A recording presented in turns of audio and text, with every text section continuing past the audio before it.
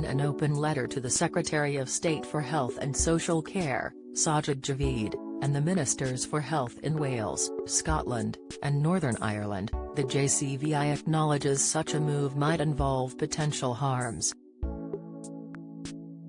There is considerable uncertainty regarding the magnitude of the potential harms around COVID vaccinations in the young, the letter read. While, admittedly, the benefits of vaccination in this age group was considered marginally greater than the potential known harms, the margin of benefit was deemed too small. This is why the JCVI made clear that they did not support a universal program of COVID vaccination for otherwise healthy 12 to 15-year-olds. In response to such a remark, given on September 2, 2021, the health ministers asked the JCVI to consider the wider societal and educational impacts on COVID vaccination in school-aged children. Taking a broader perspective, the JCVI sought further advice from independent expert leaders of the clinical and public health profession from across the UK. This included Royal College of Paediatrics and Child Health, Royal College of General Practice, Royal College of Psychiatry, Faculty of Public Health, Academy of Medical, Royal Colleges representing all the other Royal Colleges and Faculties, Association of Directors of Public Health, Regional Directors of Public Health, National Public Health Specialists, experts in data and modeling. How vaccinated is your area?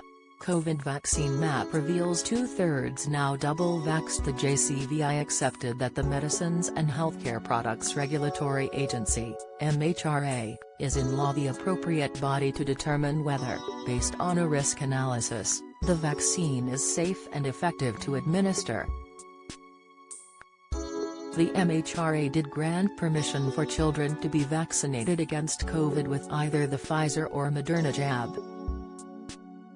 However, the JCVI stands by its position that the overall advantage of vaccination is not sufficiently large to recommend universal vaccination. The JCVI, on the other hand, does support vaccination for children with underlying health conditions and for those who live in an immunocompromised household. Diabetes type 2, first sign on your skin, tips James Martin. Health, chef at risk of life-threatening condition, inside dementia diet, 3 foods to avoid, advice. The COVID-19 Delta variant is highly infectious and very common, the letter stated.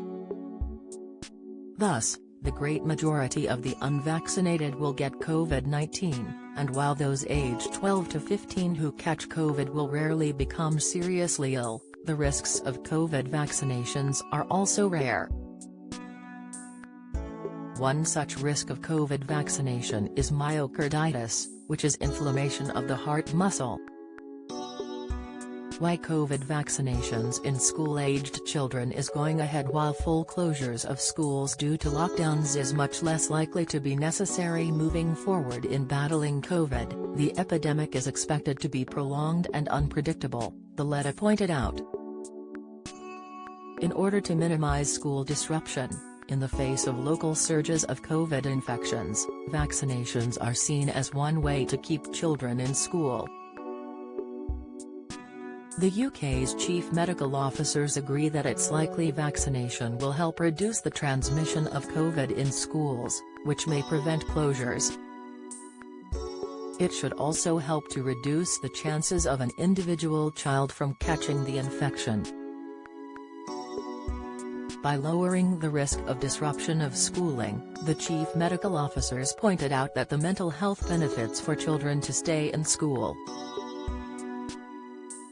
Thus, these benefits provide sufficient extra advantage to vaccinating children.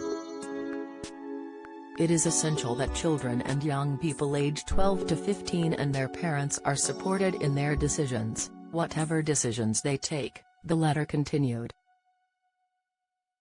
Parents and children should not be stigmatized either for accepting or not accepting the vaccination offer.